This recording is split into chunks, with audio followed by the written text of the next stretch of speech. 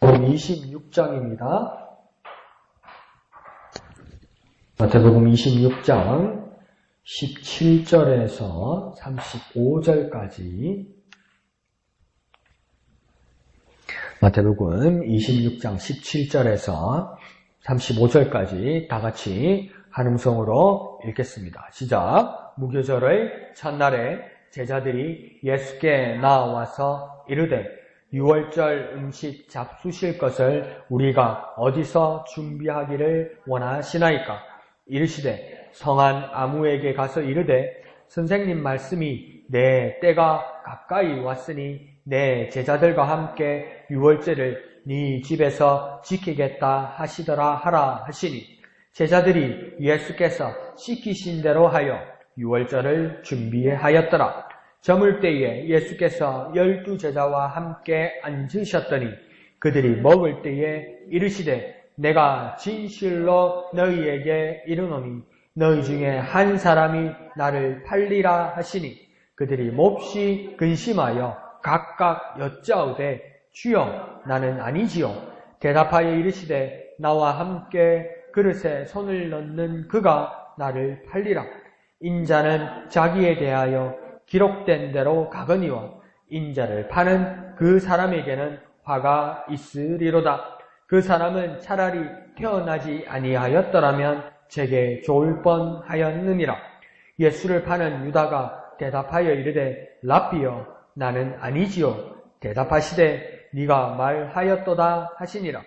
그들이 먹을 때에 예수께서 떡을 가지사 축복하시고 떼어 제자들에게 주시며 이르시되 받아서 먹으라. 이것은 내 몸이니라 하시고 또 잔을 가지사 감사기도 하시고 그들에게 주시며 이르시되 너희가 다 이것을 마시라.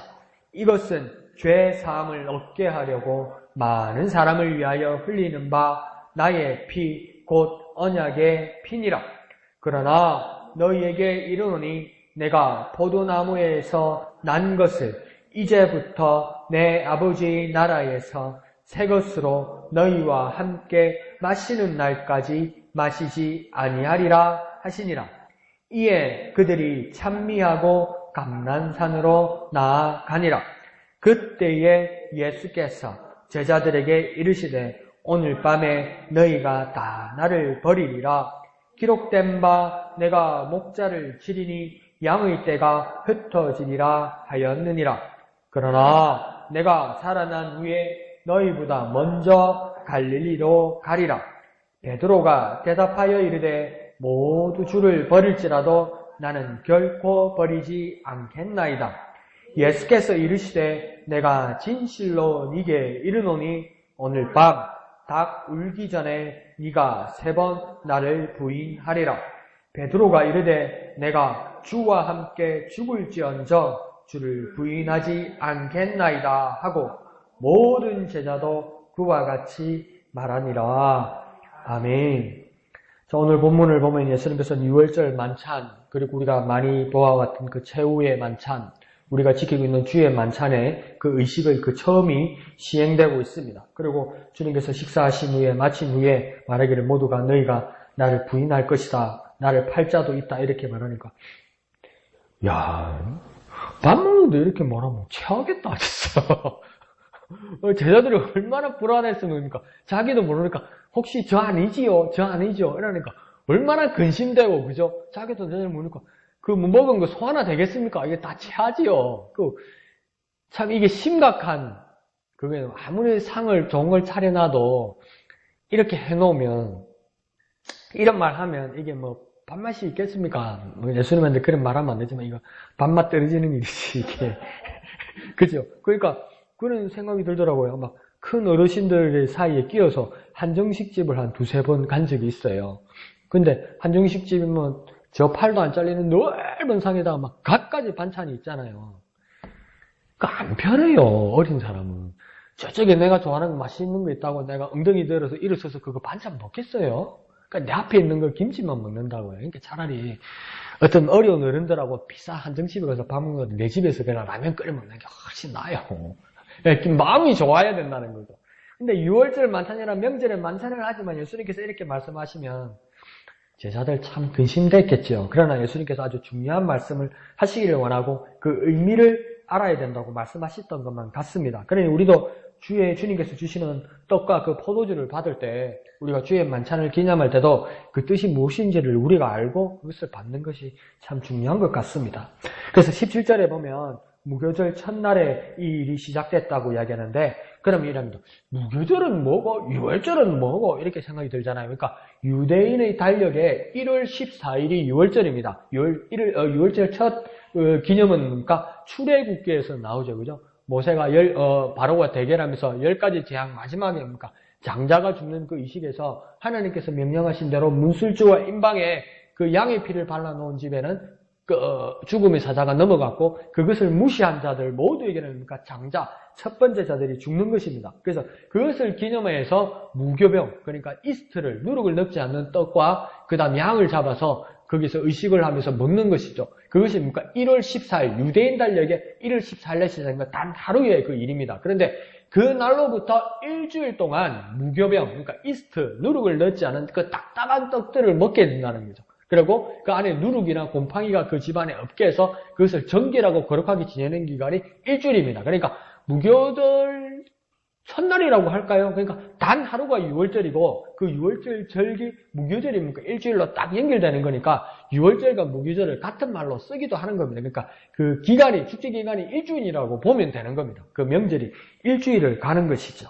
그래서 이제 그 의식 중에서 유월절 의식 중에서도 그들이 전통으로 지키는 의식 중에 가장 중요한 게 뭐냐면 유월절의 음식, 유월절 식사를 해야 되는 것이죠. 근데 지금 이 사람들은 북쪽에 있던 사람들이잖아요. 북갈릴리 지방에 있던 사람인데 이 남쪽 유다 지역으로 예루살렘 가까이로 지금 내려왔다는 거예요. 그러면 지금 타 지역에서 이 명절을 지켜야 되는 거죠. 타 지역도 아니죠. 수도 예루살렘에 정식으로 명절을 지키러 온 것이죠. 그러니까 17절 하반절에 보면 제자들이 예수님께 묻습니다. 유월절 식사를 어디서 해야 될까요? 이러면서 장소를 물었습니다. 그러니까 제자들도 정신이 없고 바쁜 겁니다. 그러니까 자기 선생님이 어디서 식사를 해야 될지 이거 자리 지금 섭외도 못 했다는 겁니다. 근데 그걸 예수님한테 물었다는 거예요. 그러니까 예수님께서 18절에 뭐라고 이야기하냐면 성한 아무에게나 가서 성한 아무에게 가서 이렇게 말씀하십니다. 그러니까 우리가 이것을 잘못 이해하면 그러니까 아무한테나 가봐라 이렇게 말할 수도 있지만 이걸 공동번역 새로운 번역 성경에서는 이 18절을 어떻게 다시 번역했냐면 성 안에 들어가면 이러한 사람이 있을 것이다 이렇게 이야기할 거예요. 그러니까 아무한테나 가라는 것이 아니고 우리 지금 보는 성경에서 아무에게 가라는 건 뭐냐면 아무개 누구라는 사람이 분명히 있다는 겁니다. 그러니까 그 사람의 이름을 정확하게 예수님께서 댔다는 걸 이야기하는 겁니다. 그러니까 공동번역에서는 이러한 사람이 있을 것이다 이렇게 말하는 거죠. 정확하게 예수님께서 지정했다고 말할 수도 있는 겁니다. 그러니까 예수님께서 미리 알고 있는 사람이거나 안 그러면 그냥 합리적으로 생각하는 사람도 이것을 어떻게 생각하냐면 예수님께서 미리 말해두고 연락해두어서 예약해둔 사람이거나 그렇게 볼 수도 있고, 근데 마가복음과 누가복음에서는 더 극적으로 뭐라고 표현되어 있냐면 우연과 기적으로 그렇게 된 걸로 그렇게 보여주고 있습니다. 그러니까 예수님께서 우연히 보인 것이 아니라 예수님께서 놀란 것이 아니라 예수님께서는 능력으로 그 사람이 어디에 있다는 것을 알고 그 사람에게 말하고 그 사람들이 순순히 받아줄 거라는 것을 뭡니까? 제자들이 몰랐기 때문에 제자들의 시각으로 마가와 누가의 시각으로 그 당시 예수님의 12제자의 시각으로 뭡니까? 놀라운 일이었다고 그렇게 마가복음과 누가복음은 표현하고 있습니다. 그런데 이것을 더 연구해봤던 사람들은 뭐라냐면 당시에 이스라엘의 민속학자들, 율법학자들은 뭐라고 이야기하냐면 당시에 유대 절기에는 어떤 교통수단이나 만찬 장소, 숙소 이런 것들을 조건 없이 나그네들에게 제공해 주는 것이 간섭이고 심지어 그들의 법이라는 겁니다. 그러니까 뭐죠? 모세에게 하나님께서 그 율법을 제정해 주고 율법을 그렇게 주실 때 객과 고아와 나그네 가부들에게 그렇게 잘 선대하라고 이야기하고 농사 같은 거 지을 때도 어떡합니까? 곡식에 모퉁이는 베지 말라고 딱 누구를 이야기하는 겁니까? 가난한 사람, 부양 가족 도와줄 사람이 없는 사람. 객이란 말이 뭡니까? 나그네, 지나가는 사람, 여기 고향이 아닌 사람 이렇게 말하는 거죠. 그러니까 하나님께서 법으로 이미 만들어 두신 거예요. 그러니까 만약 이스라엘 백성이 그 당시에 그 시대에 하나님의 법을 그대로 지키는 자라면 이게 뭡니까? 전통과 간섭으로 내려온 것이죠. 그러니까 마리아가 만삭이 되어서 이제 고향 베들레헴에 와서 그 요셉의 고향 베들레헴에 와서 이제 그 호적을 하러 왔는데 그 묵을 여간이 없다고 이야기하잖아요. 그러니까 뭐 돈이 없거나 그러면 그게 만족한 손님이 가득 찼거나 그렇게 말할 수도 있지만 그건 뭐냐면 이스라엘 사람들의 풍습에는 뭡니까? 먼저 오는 사람, 필요한 사람에게 자기의 남은 밥을 무조건 내줄 수 있다는 겁니다. 그게 뭡니까? 법이라는 겁니다. 그들의 법이라는 거예요. 그러니까 이게 뭡니까? 예수님께서 특별히 능력으로 그 사람들을 주시해 보지 않았더라도 예수님이 아닌 다른 사람들이라도 유대인의 명절을 지키기 위해서 예루살렘에 온 사람에게 혹시 빈방이 있습니까? 우리가 유월절 절기를 지키를 원합니다라면 당연히 내어줘야 된다는 거예요. 당연히. 그렇게 보는 사람도 있습니다. 만약에 이게 그대로 그렇게 시행되었다면 이거 얼마나 놀라운 일입니까? 그러니까 하나님이 법에 그 삶으로 팍 이렇게 젖어들었다는 겁니다. 그러니까 우리에게도 어떤 그런 소망이 있으면 얼마나 좋겠습니까? 그러니까 말씀은 말씀이고 내 삶은 내 삶이고 근데 말씀과 내 삶이 너무 격차가 있어서 우리가 그것을 고민하고 괴로워하고 기도하고 변화되려고 얼마나 노력합니까? 근데 그것이 반복되고 훈련되고 연습되고 제대로 된 사람들 그 사람들은 뭡니까? 당연히 이렇게 해준다는 거예요. 그러니까 예수님께서 그 예루살렘 입성하실 때 그 맞은편 마을에 가서 나귀가 있는데 그걸 풀어가지고 오라고 그러잖아요. 그런데 만약에 주인이 너 뭐 하려고 그러냐 그러면 주께서 쓰시겠다고 하라. 그러면 그 사람이 내줄 거라고 그러죠. 근데 여기서 주라는 말이요.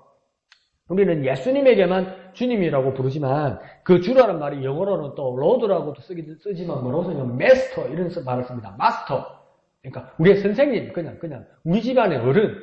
이 말은 뭐냐면 그 사람들은 웬만하면 신뢰하고 믿고 그냥 빌려준다는 거예요. 나귀 이거 끌고 가가지고 필요할 때 쓰고 가지고 도망갈 사람은 없다고 생각한다는 거예요. 그만큼 서로 사람 간에 신뢰가 쌓여있다는 거예요. 놀랍죠? 근데 온 세상이 하나님의 뜻을 따라 그렇게 순수하게 섬기면 이건 가능하다는 겁니다. 그러니까 제가 캐나다에 있을 때도 세상이 많이 바뀌었다고 그러더라고요. 제가 갔을 때 한 10년 전만 해도 애들 뭐 장난감이나 자전거나 이런 걸 가지고 놀다가 우리 때도 어릴 때 안 그랬습니까? 가지고 놀다가 길바닥에 던져도 누가 죽어갑니까? 안 죽어가거든요. 그래가지고 집에 뭐 막 저녁 먹으러 왔을 때 니 와 그냥 와너 자전거는 묻잖노? 뭐 장난감 묻잖노? 저기 놔두고 왔는데 그럼 엄마가 손잡고 가면 그거 그대로 있잖아요. 요즘은 어떡합니까? 잠시 뭐 눈만 파도 뭐 누가 들고 와버리잖아. 근데 캐나다도 그랬더라고요. 얼마나 막 그 사람들의 삶에서 이제 하나님도 모르고 그래 자기 조상 때 할아버지 때는 하나님의 말씀을 지키기 위해서 이런 건데 그게 우리 할아버지 모습만 좋아가지고 그렇게 지키는 사람들도 있더라고요. 그러니까 막 길을 몰라서 다른 데 여행 갔다가 차를 뭐 길을 몰라서 막 이렇게 뺑뺑뺑뺑 돌면 어떤 차가 우리 차 앞에 바로 딱 서더라고요. 그러면 우리 한국 사람 같으면 이게 어디다가 내 앞에다가 차를 세워놓으라고 뭐 우리는 싸울 준비하고 이제 이렇게 팔 거주고 이게 뭐야? 이럴 거 아니에요. 근데 그 사람이 뛰어나와서 그러는 거예요. 제가 뒤에서 따라가다 보니까 계속 이 지역을 뺑뺑뺑뺑 도시는데 혹시 길을 몰라서 그러냐고 그러는 거예요. 그러니까 우리 같이 갔던 일행이 그때는 이제 내비게이션 없을 때니까 지도를 보여주면서 여기를 가려고 그러는데 내가 못 찾겠다. 그럼 따라오라는 거예요. 자기가 앞장서겠다는 거예요. 그러니까 자기 차를 따라오는 거예요. 자기 차를 따라와서 여기 세워주고 자기는 먼데 자기 집을 다시 가더라고요. 그게 참 외국 사람 대단하네 이게 아니고요. 사람이 원래 그런 심성이 있고 하나님께서 모세를 향해 법을 주셨을 때는 내가 너희를 창조할 때 너희는 원래 이런 사람이었다는 겁니다. 예. 하나님께서 그래서 그 법을 우리가 본래 우리의 모습을 기억하고 상기하고 그렇게 살아라고 하나님께서 그래 법을 주신 것이죠. 원래는 그렇게 살았던 것이고 그래서 로마서에서 뭡니까? 율법이 없는 자도 그 양심이 법이 된다고 그러잖아요. 하나님을 향한 양심이 법이 된다고 이야기하잖아요. 하나님 우리를 창조하셨을 때, 처음 창조하셨을 때 하나님 보시기 심히 좋았던 그 모습은 뭡니까? 인간 다 그랬다는 거예요. 근데 막 살아오면서 뭡니까? 타락하고 자기 깨버리고 가장 악하고 가장 부패한 마음으로 사람 마음이 되면서 모세의 때에 하나님께서 다시 율법을 주시면서 너희 원래 그랬던 사람이야.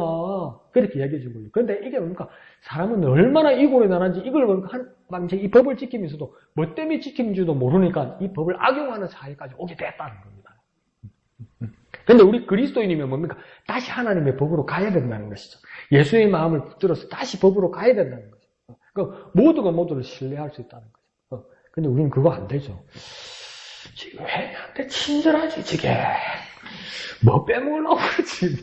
이런 마음이 들잖아요. 그게 참 서글픈 일이죠. 근데 예수님 때도 좀 그런 일이 있었던 것 같습니다. 그러니까 예수님은 그렇게 말씀하셨지만 제자들은 또 그렇게 예수님 말씀처럼 그렇게 신뢰하지 못했던 것 같습니다. 그래서 제자들은 오늘 우리들도 그 신기하고 또 부담이 가는 일이었을 겁니다. 낙이 끓여올 때도 얼마나 긴장했겠습니까? 도둑이야! 그러면 어떡할 겁니까?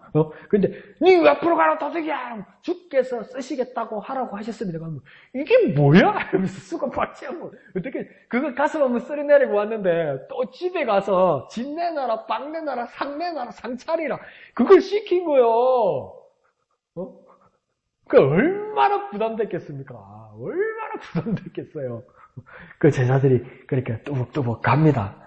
19절에 보면 제자들이 예수께서 시키신 대로 하여서 유월절을 그곳에서 준비했다고 이야기합니다. 그러니까 오늘 그때는 목사님 그랬고 말씀 이해합니다. 그때는 그랬지만 요즘 세상이 그렇습니까? 그러면서 우리는 이런 말씀을 피해가려고 하기도 합니다. 그런데 좀 어렵고 부담스러운 지시를 하나님이 하실 수도 있습니다. 그러나 심지어 그것이 명령으로 느껴져서 그게 우리가 싫을 수도 있습니다. 하지만 우리를 쳐서 복종시켜서 시키신 대로 하면 역사는 일어난다는 겁니다. 그러니까 제자들도 뭡니까? 만들어낸 거 아닙니다. 한번 봐달라고 이야기한 겁니다. 자기 이름을 댄 것도 아닙니다. 자기 주머니 돈을 내서 무슨 예약을 하고 무엇을 지불한 것도 아닙니다. 제자들이 한 것은 19절에 뭐가 있습니까? 제자들이 예수께서 뭐라고요? 시키신 대로 했다고 합니다. 제자들이 한 것은 뭐냐면, 자기가 한 것은 뭐냐면 예수께서 시키신 대로 했다는 겁니다. 우리의 모습에서 순종은 어떤 모습입니까? 시키신 대로 하는 겁니다. 하나님께서 시키신 대로, 예수님께서 말씀하신 대로, 시키신 대로 그 순종하는 겁니다. 그런데 우리는요, 무슨 작품을 만들어내려고 해요. 그래서 내 아이디어를 넣는 거예요. 제가 장난스럽게 말하잖아요. 라면이 제일 맛있는 건 뭡니까? 뒷면에 설명서 있는 대로 하는 거예요. 근데 우리 아버지도 옛날에 보면 라면을 끓이는데 막 라면을 고와요, 고와 그냥. 면발이 일도 그다음에 막 스프에다가 거기에다가 미원을 또 넣어요, 또 넣어. 그럼 누가 먹겠어요? 아버지만 먹지. 아무도 못 먹지. 자기가 뭘 하려고 그런다고요. 아버지 입에서 맞아서 다행이긴 하지만. 그러니까 이 우리의 순종은 뭐냐면 하나님께서 주신 원칙에 우리가 뭘 가미하고 뭘 섞는 게 아니에요. 3분 끓이고 냄비 드러내라면 그냥 드러내는 거예요. 거기다가 뭐 넣어가지고 다시다를 한번 넣어볼까 해서 못 먹어요. 그러면 그렇잖아요. 그러니까 우리가 진정한 순종은 뭡니까? 주님께서 시키신 대로 주님께서 말씀하신 대로. 그럴 때 놀라운 역사가 일어납니다. 그래서 간단한 겁니다. 시키신 대로 순종하자. 합니까요? 시키신 대로 순종하자. 시키신 대로 순종하자. 그래서 쉽게 말하면 뭐냐면 설명서대로 하자는 겁니다. 설명서대로.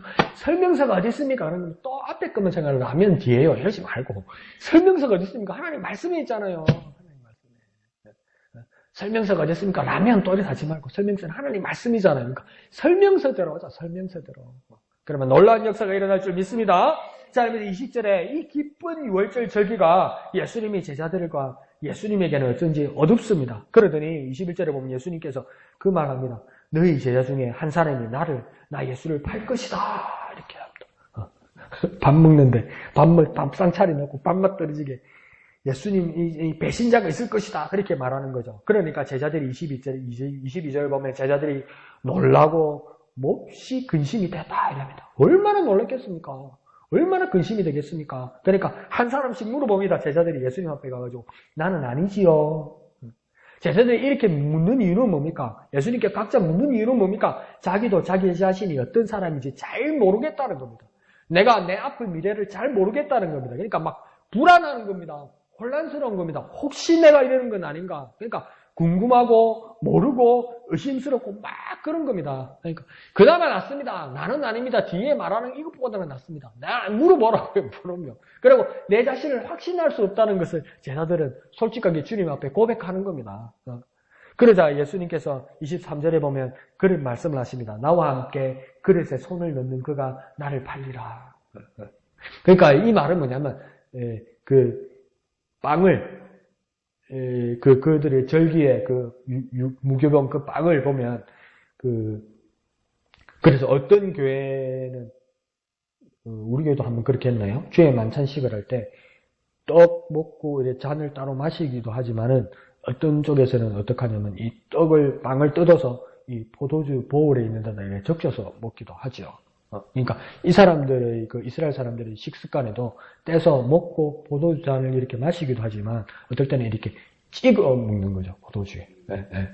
그러니까 그 뭡니까 룻기에도 보면 룻이 보아스와 같이 식사할 때 보아스가 뭐냐니까 룻에게 와서 가까이 와서 여기다가 초와 그 포도주를 탄 그 떡에다 찍어서 내 잔에 있는 것을 찍어서 먹으라고 그렇게 이야기했잖아요.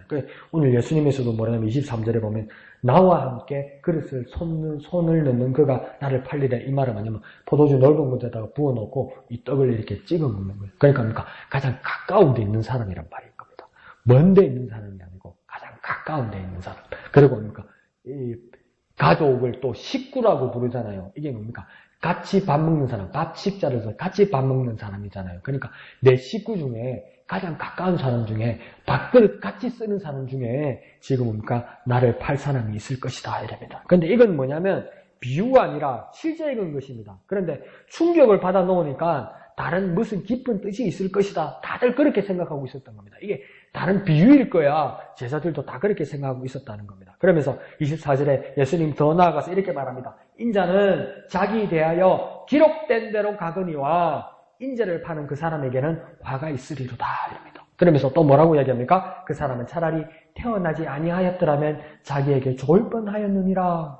그러면서 예수님께서 그 사람 이러면서 두 번이나 분명하게 말합니다. 그 사람이 있다는 겁니다. 상징적인 어떤 사람이나 상징적인 사건으로 내가 죽는 신용을 하거나 내가 팔려나가는 것이 아니라 진짜 그 한 사람이 있어서 나 예수를 팔아서 내가 사형당하고 집행당할 것이라고 그 사람이 분명히 있을 거라고 예수님께서는 확실하게 말하는 겁니다. 그래서 예수님은 어떻게 돌아가신다고 말하냐면 기록된 대로 곧 말씀대로 하나님의 계획대로 이런 일이 이루어진다 이렇게 말하는 것이죠. 그러니까 내가 죽을 것 같고 고난스럽고 어려울지라도 이것이 무엇입니까? 하나님의 계획이고 하나님의 말씀이고 하나님이 이전에 약속하신 것이기 때문에 그대로 된다는 겁니다. 그러나 예수님을 팔 그 사람이 불행한 이유가 있다. 그 사람이 불행한 이유는 무엇입니까? 하나님의 뜻이 아니라 자기의 인간적인 생각으로 인자를 파는 계획을 했기 때문입니다.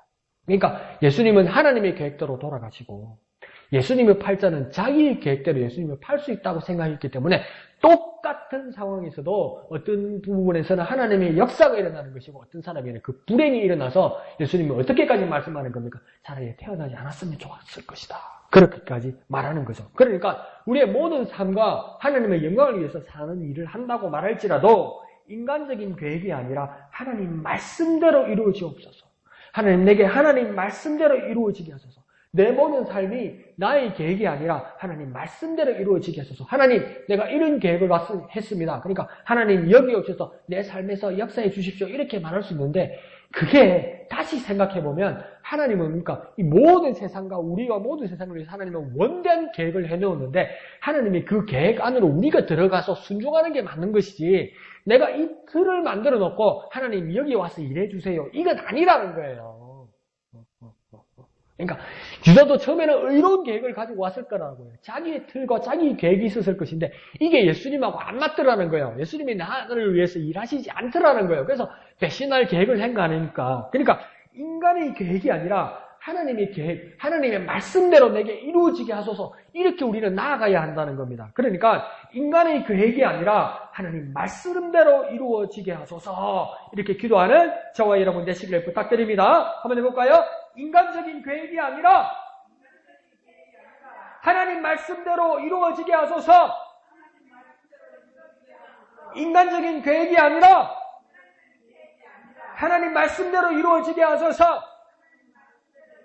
그러니까 인간적인 계획대로 내 계획에 하나님 들어오게 하소서 이렇게 하면 안 되는 거예요. 그러니까 사사기를 보다가 이 사사기 끝부분에 가면은 이제 그 한 개인의 집에 미가의 집안에 그 레위 사람 이 미가라는 사람을 그 자기 개인 집안의 제사장으로 삼지요. 근데 나중에 뭡니까 단 지파가 여기를 지나가다가 이 레위 사람 미가를 뭡니까 자기 제사장으로 삼습니다. 근데 이 단 지파 사람들이 왜 이 사람을 자기 지파의 제사장으로 삼냐면 뭐 하나를 물어봤어요. 내가 이대로 계획대로 될 것이냐. 그러니까 이 미가가 뭐라 했냐면 계획대로 될 것이냐는데 진짜 그대로 된 거예요. 그러니까 단 사람들은 뭐냐면 신기하네. 신통하네, 진짜 맞추네, 영감 있고 영험 있는 사람이네. 그러니까 한 집안에 네가 제사장 되는 것보다 우리 집화, 우리 모든 가문의 제사장이 되는 것이 좋지 않냐면서 데려갔다는 거예요. 근데 여기서 문제가 있는 겁니다.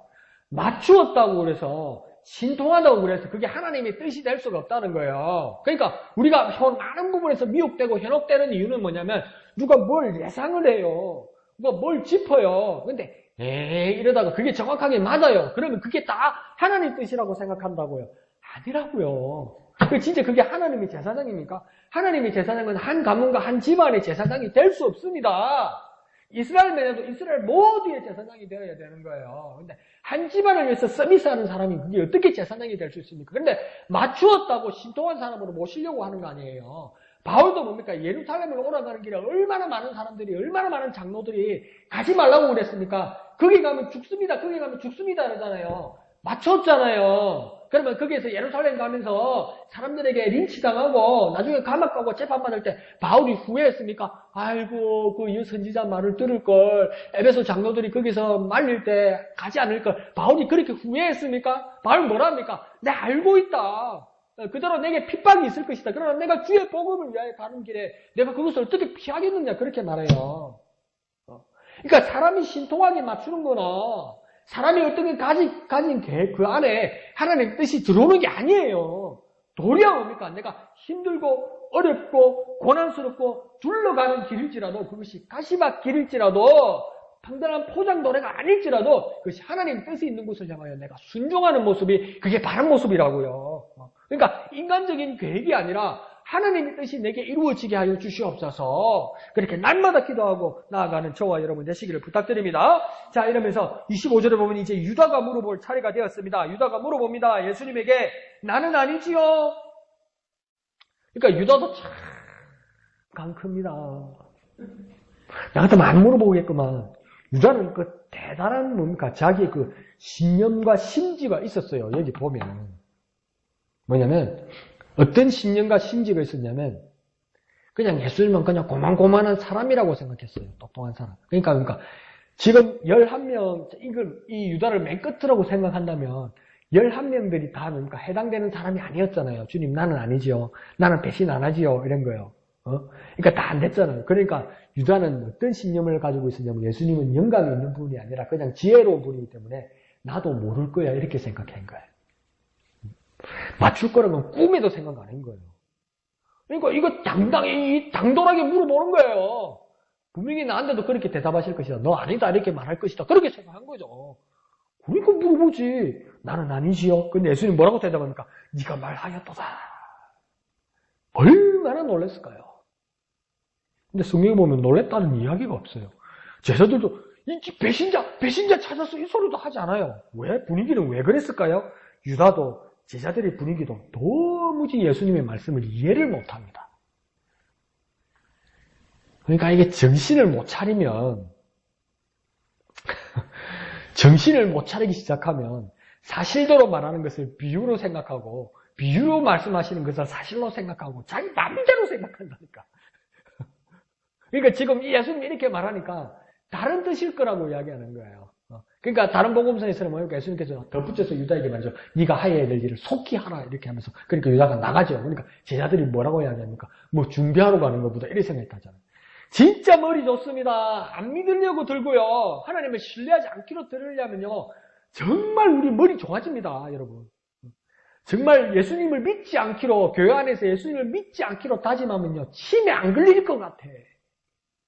얼마나 많은 경우들을 생각하는지. 이래서 안 믿고 이래서 못 믿고 이래서 안 되고 이래서 안 되고 이래서 하나님 없고 열이는 손가락 하나하나 다 놓습니다. 그 경우의 수들을 다 생각하고 계획하고 그걸 다 내는 거예요. 얼마나 머리 좋아지겠습니까? 근데 그게 가장 큰 전제는 뭡니까? 나는 믿지 못한다 아니에요. 지금 제자들도 뭡니까? 믿지 못하는 거예요. 그게 무슨 소리야 이러고 있는 거예요. 그러니까 다른 상징으로 생각하고 있는 것이죠. 그러니까 우리도 얼마나 고민됩니까? 이것이 하나님 말씀인데 이게 무슨 뜻일까? 뭔 말이지? 그래가지고 막 내 마음대로 상상해보냐 나중에 보니까 아니라 그럼 얼마나 자기 자신한테 그런 자괴감이 듭니까? 그리고 우리가 주님 앞에 정말 이렇게 정말 심플하고 뭡니까? 간명하게 기도해야 될 것입니다. 뭡니까? 주님이 말씀하실 때 깨닫게 하여 주옵소서. 제발 딴 생각하지 말고 주님 말씀하실 때 깨닫게 하여 주옵소서. 성령으로 깨닫게 하여 주옵소서. 그 하나님의 마음을 깨닫게 하여 주옵소서. 주님 말씀하실 때 깨닫게 하여 주옵소서. 정말 딴 생각하지 말고 딴 상상하지 말고 주님 말씀하실 때 깨닫게 하여 주옵소서. 정말 제대로 좀 깨닫게 하여 주시옵소서. 그렇게 기도하는 저와 여러분 되시기를 부탁드립니다. 한번 볼까요? 주님 말씀하실 때 깨닫게 하여 주소서. 주님 말씀하실 때 깨닫게 하여 주옵소서.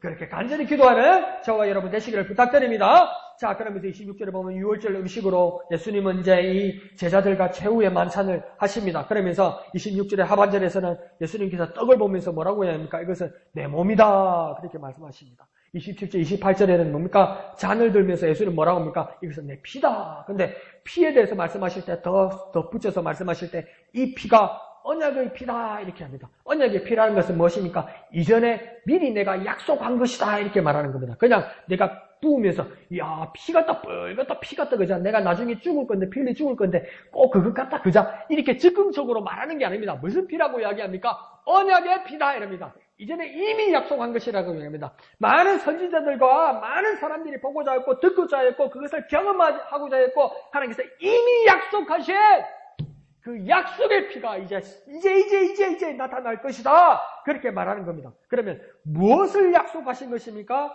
두 가지가 나오죠. 첫 번째 뭡니까? 죄사함이죠. 죄사함. 한번 같이 읽어볼까요? 28절입니다. 시작! 이것은 죄사함을 얻게 하려고 많은 사람을 위하여 흘리는 바 나의 피, 곧 언약의 피니라. 그러니까 무엇을 위한 겁니까? 첫 번째, 죄사함을 위한 겁니다. 두 번째는 누구를 위한 겁니까? 많은 사람을 위한 겁니다. 왜 예수님께서 피를 흘리느냐? 죄사함을 위하여 피를 흘리고 누구의 죄를 사기 위해서 피를 흘리느냐? 많은 사람의 죄를 사려고 그렇게 피를 흘리신다는 겁니다. 그러니까 이것은 뭡니까? 상징이고 기쁘신 뜻이 담겨져 있다는 겁니다. 그러니까 이 떡이 실제로 예수님의 몸이고 이 포도주가 실제로 예수님의 피다 이러면 정말 은혜가 되겠죠. 그럼 억수로 믿음 있는 것 같고 막 문사 스타일 같지 않겠습니까? 이 카스테라를 먹으면 오늘로부터 예수님이 살덩이가 내한테 들어옵니다요. 이 달달한 포도주를 착 마시고 하면 예수님 피가 쭉 흐릅니다. 그러면 당뇨도 없어지고 고혈압도 없어지고 이러면 그게 얼마나 짜릿합니까? 아멘. 그런 일은 없습니다. 실망시켜드려서 죄송하지만 그런 일은 없습니다. 떡은 산은 산이요 물은 물이라고 성철 스님이 안 그랬습니까? 여기도 똑같습니다. 떡은 떡이고 포도주는 포도주입니다. 그냥 그겁니다. 그런데 뭡니까? 화채설을 믿는 사람은 진짜 그렇게 된다고 믿지요. 그러나 우리는 그런 믿음을 가지는 것이 아니라 예수님의 몸과 예수님의 피가 이것을 상징하는 것을 내가 믿음으로 받아들일 때 내 영혼 가운데 생명으로 살아난다. 예수님이 나와 함께 하신다. 그것을 믿는다는 것을 이야기하는 겁니다. 내가 믿음으로 받아들일 때 예수의 생명이 실질적으로 역사로 내 영혼 가운데 역사한다. 뭐 할 때요? 믿음으로 받아들일 때. 뭐 할 때요? 믿음으로 받아들일 때. 무엇을요? 믿음으로 받아들일 때. 그러니까 보세요. 아무리 떡이고 아무리 포도주고 이것이 아무리 진짜 예수님의 살로 변하고 몸으로 변하고 아무리 이게 예수님의 피로 변한다고 칩시다. 그런데요. 살을 상징하는 거라면 이 한 덩이에 커다란 이 떡에서 떼가지고 먹는 거잖아요. 그럼 그게 몸입니까? 고기지. 뜯어진 고기 아닙니까? 죽은 거 아닙니까? 그게 무슨 내한테 살아나겠습니까? 그 포도주 아닙니까? 그럼 한 잔씩 마실 거 아니에요. 한 모금씩 몇 모금씩 마실 거 아니에요. 피가 사람 몸에 몇 리터가 되는데 그 두세 모금 먹어가지고 무엇이 내 피가 새롭게 되겠습니까? 근데 그러면 뜯어진 살, 흘리는 피, 몸 밖으로 넣는 피가 무엇을 의미하는 겁니까? 나를 위하여 찢기시고 뜯기시고 흘리셔서 나를 위하여 희생하셨다. 나를 위하여 죽으셨다. 그걸 말하는 거예요. 내가 이렇게 죽어야 되는데 예수님께서 이렇게 뜯기시고 예수님께서 이렇게 흘리시면서 나를 위해 죽으셨다. 그걸 믿느냐? 이렇게 물어보는 거예요. 그게 약속이었다고 말하는 거예요. 그게 오래전에 너희와 맺은 언약이라고 이야기하는 거예요. 너희가 죽어야 되는데 내가 이렇게 뜯기고 내가 이렇게 흘리시면서 너를 위하여 죽었다. 그것을 잊지 마라. 그것을 잊지 마라. 그렇게 말하는 겁니다. 그래서 우리가 주님의 잔, 주님의 주신 떡, 그것을 우리가 받을 때 그렇게 잘 기억하고 그 의미를 깊이 새기면서 나아가는 저와 여러분 되시기를 부탁드립니다. 그러니까 내가 믿을 때 내 안에 살아나는 겁니다. 내가 믿을 때 내 안에 예수가 살아나는 겁니다. 한번 해볼까요? 내가 믿을 때 내 안에 예수가 산다. 내가 믿을 때에 내 안에 예수가 산다. 그 믿음을 상징하는 겁니다. 믿음을 표현하는 겁니다. 그렇게 나아가는 저와 여러분 되시기를 부탁드립니다. 그런데 문제는 뭐냐면 29절의 말씀이 무슨 뜻인지 합니다. 29절 무슨 말인지 알겠습니까? 한번 읽어볼까요? 29절요? 29절입니다. 시작! 그러나 너희에게 이르노니 내가 포도나무에서 난 것을 이제부터 내 아버지의 나라에서 새 것으로 너희와 함께 마시는 날까지 마시지 아니하리라 하시니라.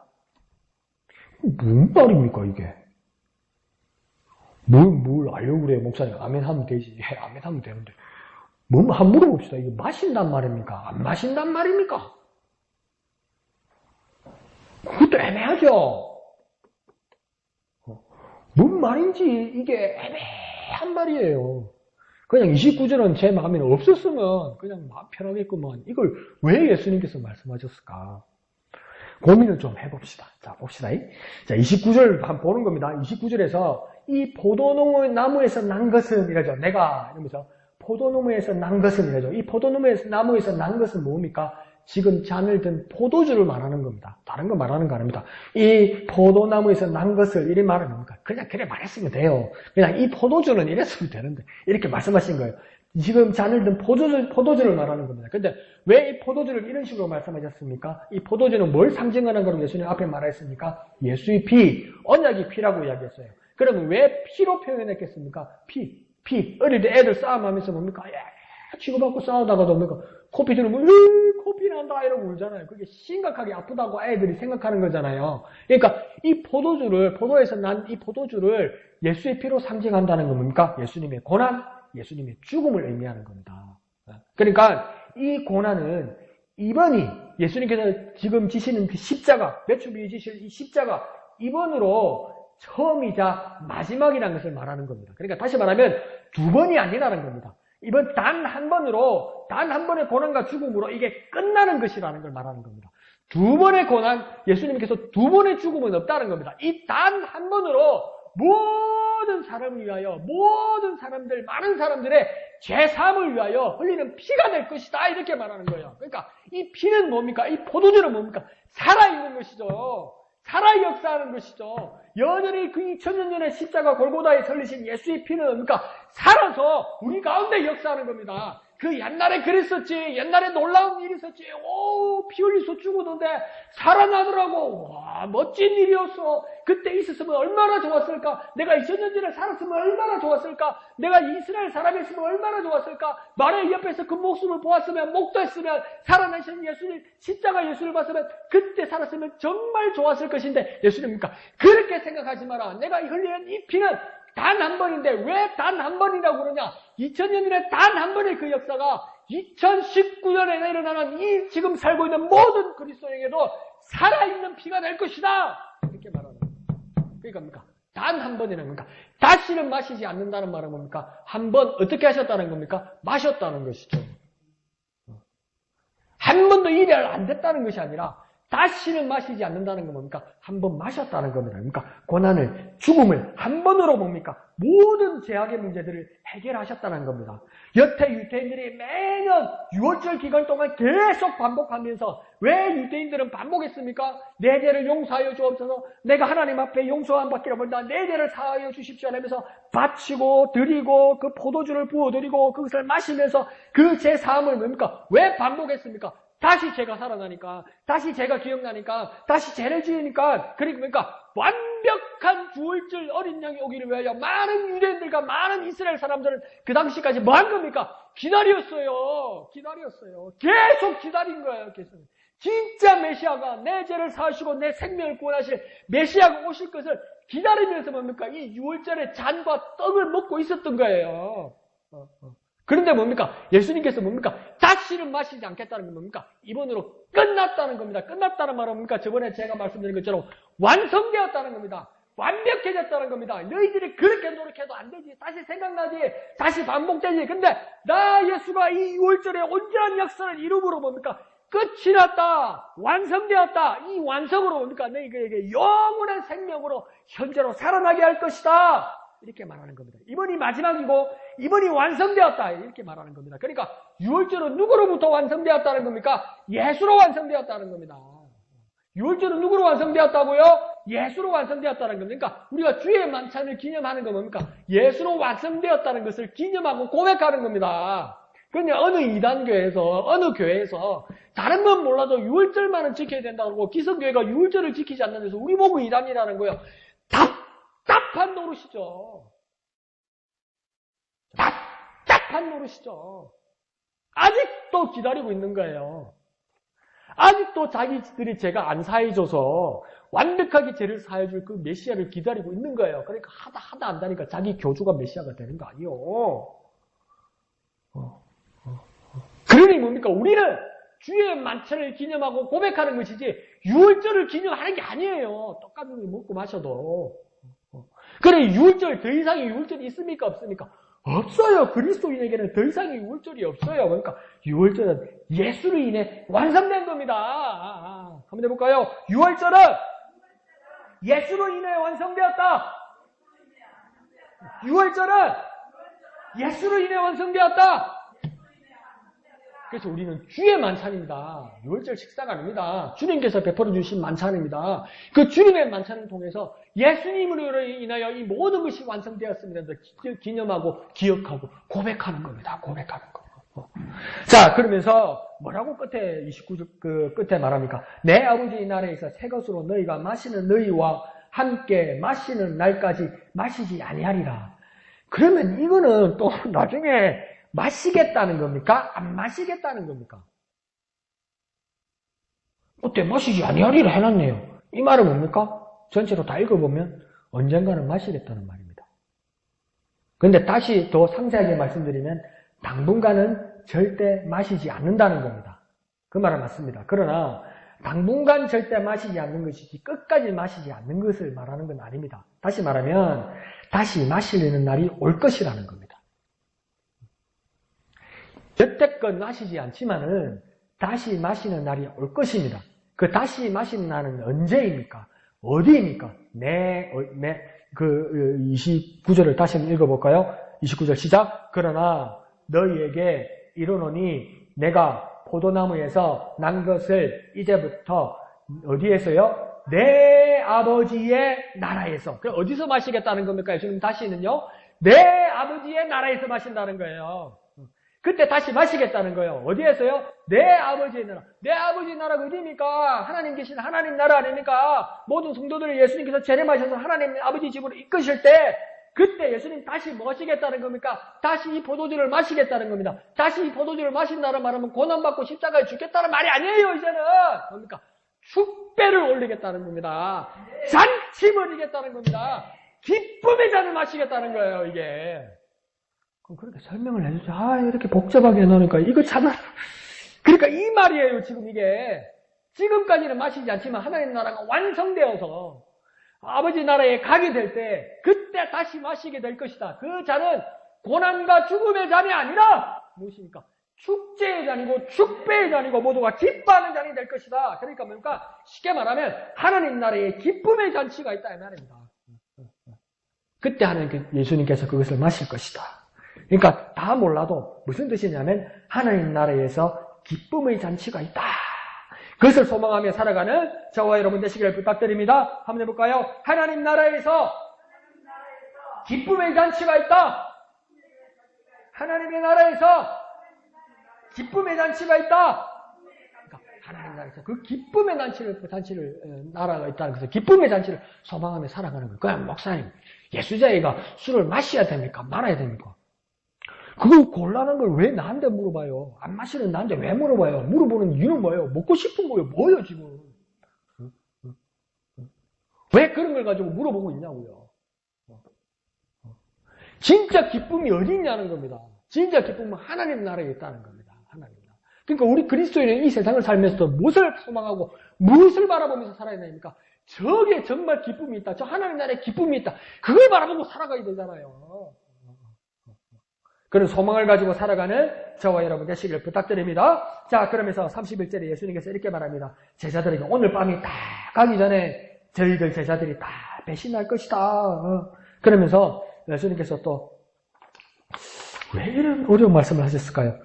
그 31절 보면 그때에 예수께서 제자들에게 이르시되 오늘 밤 너희가 다 나를 버리리라 기록된 바 말씀을 인용하신 거예요. 내가 목자를 치리니 양의 떼가 흩어지리라 하였느니라. 그러니까 31절은 끝에서부터 해석이 올라가면 조금 이해가 더 쉬울 것 같아요. 기록된 말씀을 무엇을 인용했냐면 내가 목자를 치리니 양의 떼가 흩어지리라 이렇게 얘기했어요. 이 말은 뭐냐면 목자 되신 자가 내침을 당한다는 겁니다. 그러면 그가 담당하고 책임지게 했던 양들은 어떻게 됩니까? 갈팡질팡 사방으로 흩어진다 이 말입니다. 온 사방으로. 인도하는 목자가 없어지니까, 인도하는 목자가 잡혀가고 죽으니까 뭡니까? 그를 의지하던 양들은 어찌할 뻔을 모르고 가짜 뿔뿔이 흩어지게 된다 이 말입니다. 그러니까 그 앞에 말씀이 이제 이해가 가는 거죠. 31절에 뭡니까? 예수께서 제자들에게 이르시다. 오늘 밤에 너희가 나를 다 버리리라. 이 말씀은 뭡니까? 각자의 길로 목자 없는 양처럼 체포당하여 간 예수님을 보고 방황하고 버리고 다 떠나간다는 겁니다. 나는 어떡하지에 대한 반응이 나의 스승님이 나를 인도하시고 나를 지도하시고 나를 함께 하시던 예수님이 끌려갈 때 내가 그 예수님을 따라가는 것이 아니고 예수님께서 린치당하고 잡혀가는 걸 보고 더 이상 따라가지 못하고 뭡니까? 당황하다 나머지 뭡니까? 뿔뿔이 흩어져서 도망가더라는 겁니다. 각기 자기의 길로 가더라는 겁니다. 그러니까 우리가 타락하고 하나님의 뜻을 버리고 믿음에서 떠날 때는 뭡니까? 목자 대신 예수님을 버렸다는 그 증거가 되는 겁니다. 세상에서 방황할 때 뭡니까? 나 주님을 몰랐다고 해요. 목자 대신 주님을 뭡니까? 잃어버리고 스스로 버렸기 때문에 뭡니까? 각자의 길로 가게 됐다는 겁니다. 내가 지금 시험 가운데 있습니까? 내가 어려움 가운데 있습니까? 내가 방황하고 있습니까? 그건 주님의 위로를 받아야 되기도 하지만 내가 뭡니까? 목자 대신 주님을 떠났다는 그 증거가 되는 것이죠. 그러면서도 32절에 예수님께서 약속하십니다. 내가 나를 다 배신했기 때문에 그렇게 된 것이다. 그렇게 말씀하지 않고요. 32절에 예수님께서 뭐라고 약속하셨냐면 내가 살아난 후에 너희보다 먼저 갈릴리로 가리라. 지금 자기 집들이 아니잖아요. 북쪽 갈릴리에 살던 사람들이 명절 유월절을 지키기 위해서 남쪽 예루살렘에 와 있었잖아요. 근데 예수님께서 그와 같이 명절을 지키다가 예수님께서 가지고 십자가에 못 박혀 달려 돌아가시잖아요. 그러니까 막 제자들이 숨어 있다가 계속 타지에 있는 이 외지에 있는 자기 집도 아닌 예루살렘에 있을 수 없죠. 다 어디 가겠습니까? 자기 집으로 가겠죠. 자기 집이 어디에 있습니까? 갈릴리에 있는 거예요. 그래서 실망하고 실패하고 포기하고 갈릴리로 가니까 뭡니까? 예수님께서 부활하셔서 먼저 가서 기다리고 계실 것이라고 이야기하는 겁니다. 그러니까 다시 흩어진 양떼를 예수님께서 먼저 찾으러 먼저 가서 먼저 기다리신다는 겁니다. 그러니까 다시 예수님께서 우리를 향하여 제자들을 향하여 목자가 되신다는 겁니다. 방황하는 자들을 향하여 주님을 떠난 자들을 향하여 다시 주님께서 뭔가 기다리시면서 목자 되기를 원하신다는 겁니다. 그러니까 길 잃은 한 마리 양을 찾아가시는 그 모습입니까? 진정한 예수님의 모습이라는 겁니다. 다시 목자 되기를 원한다는 겁니다. 그러니까 예수님은 그것을 배신으로 여기지 않는다는 겁니다. 그러니까 다시 내가 너에게 목자가 되기 위해서 너희의 근거지로 내가 찾아가겠다는 겁니다. 그러니까 우리를 찾아오시는 예수님이라는 거예요. 우리를 찾아오셔서 여전히 우리에게 목자 되시고 우리에게 정말 은혜의 주님이 되시기 위하여 우리를 먼저 찾아오시는 주님이고 우리를 찾아오시는 정도가 아니라 우리보다 먼저 와서 기다리시는 주님이라는 거예요. 그러니까 우리를 기다리시는 주님입니다. 우리를 기다리시는 주님입니다. 그 주님께로 돌아가는 저와 여러분이 되시기를 부탁드립니다. 그런데 33절에 보면 베드로는 무엇보다도 무엇에 마음이 딱 걸려있냐면 뭡니까?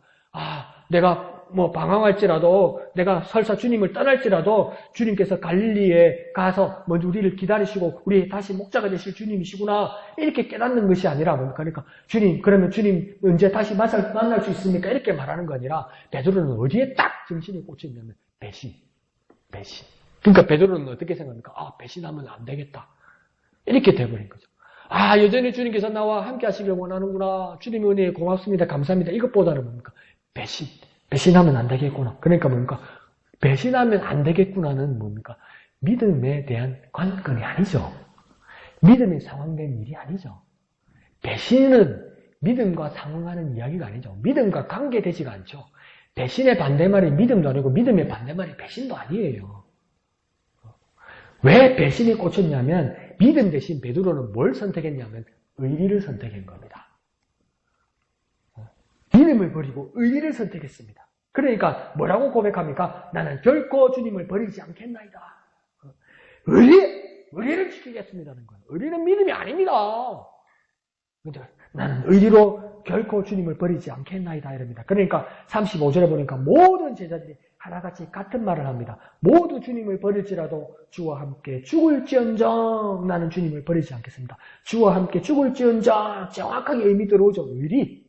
예. 이걸 믿음을 말하는 것이 아닙니다. 그러니까 34절에 예수님께서 뭐라 합니까? 그 의리로는 안 돼. 그 의리로는 지킬 수 있는 것이 없어. 그래서 예수님께서 뭐라고 말씀하십니까? 오늘 밤 닭 울기 전에 네가 3번 나를 부인하리라. 그러니까 하루가 지나는 것도 아니고 하룻밤이 지나기도 전에 그러니까 모두 부인하는 연약한 이들이 될 것이다. 예수님께서 그렇게 말씀하시는 겁니다.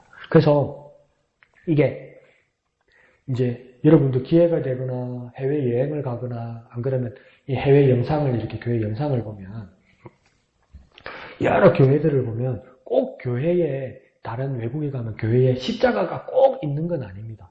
꼭 있는 건 아닙니다. 그래서 아주 고교회나 가톨릭 위주나 이런 교회에서 십자가가 있고 원래 칼빈이 가르쳤던 그 가르침이나 개혁교회 그리고 종교개혁자들이 가르쳤던 곳에서도 뭐냐면 교회는 원래 십자가가 없습니다. 원래는. 근데 그게 이제 자율이 된 거죠. 그래서 우리 침례교회도 강대상에는 원래 십자가를 두지 않죠. 꼭 그게 뭡니까? 그게 너무 그걸 집착하게 되면 그게 이제 우상이 되는 것이죠. 그래서 원래 장로교회도 원칙은 십자가를 다는 게 아닙니다. 근데 일제시대 때 어떤 장로교회 지도자가 우리는 십자가를 달겠다는 거죠. 가톨릭 교회가 다 다니까 우리도 달겠다 이렇게 된 것이죠. 그래서 뭡니까? 그러니까 이제 다른 교단에서도 우리도 이렇게 된 거죠. 그래서 잘됐다 못됐다가 아니라 그게 꼭 달아야 되는 일이 아니었다는 거예요. 왜입니까? 그게 상징이 되기도 하지만 그게 우상이 되기도 하는 것이죠. 그래서 외국의 다른 교회 가면 십자가가 안 달리는 교회도 있고 막 각양 모양의 그 교회 상징이 있습니다. 그래서 어느 교회들 가면 그게 옛날 서부 영화에도 나오지만 그 집들에 보면 이 풍량계 같은 거 보면 그게 주물로 뭘 달아놨습니까? 닭이 달려있죠, 닭. 근데 교회에 그게 많이 달려 있었어요. 교회에.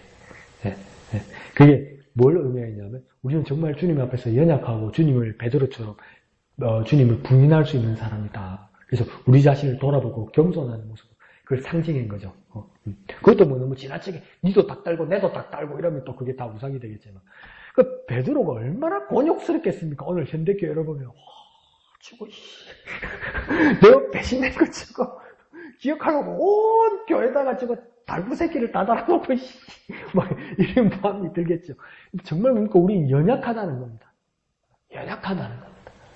우리 의리와 우리 신념으로 우리의 믿음을 지킬 수 없다는 겁니다. 그러므로 우리는 뭡니까? 주님께 이렇게 고백하고 이렇게 구해야 할 겁니다. 주님, 정말 저는 너무나 연약합니다. 저를 신뢰할 수가 없는 사람입니다. 언제나 주님께서 나와 함께 하시고 연약한 나를 굳세게 붙들어 주시옵소서. 주님께서 먼저 기다리고 계심을 잊지 않게 하여 주옵소서. 연약한 나를 잊지 않게 하시고 굳세게 하시는 주님을 잊지 않게 하시고 기다리시는 주님을 잊지 않게 하여 주옵소서. 나보다 먼저 나를 기다리시는 주님, 그 주님을 잊지 않게 하여 주옵소서. 그 주님을 의지하게 하여 주옵소서. 그렇게 기도하며 겸손하게 나아가는 저와 여러분이 되어야 될 겁니다. 자신을 신뢰하지 맙시다. 주님 앞에 의리를 나타내지 맙시다. 주님 앞에 연약한 우리를 나타내고 주님 우리에게 믿음을 다하여 주셔서 나를 기다리시는 주님께 날마다 나아가게 하여 주옵소서. 나를 기다리시는 주님, 나보다 나를 먼저 기다리시는 주님, 나와 함께 하시고 나를 굳세게 하시고 나와 함께 하여 주시옵소서. 이렇게 나아가는 저와 여러분 되시기를 부탁드립니다. 한번 해볼까요? 나보다 나를 기다리시는 주님, 주님을 의지합니다. 나보다 나를 기다리시는 주님, 주님을 의지합니다. 그 주님을 의지하며 나아가는 저와 여러분 되시기를 부탁드립니다. 그 주님으로 기뻐하는 저와 여러분 되시기를 부탁드립니다. 이 시간 찬송하신 후에 다 같이 기도하도록 하겠습니다. 주 없이 살 수 없네. 주 없이 살 수 없네. 죄인의 구주여, 그 귀한 보배 피로 날 구속하소서. 구주의 사랑으로 흘리신 보혈이 내 소망 나의 위로 내 영광 됩니다. 주 없이 살 수 없네. 나 혼자 못서리. 힘없고 부족하며 지혜도 없도다.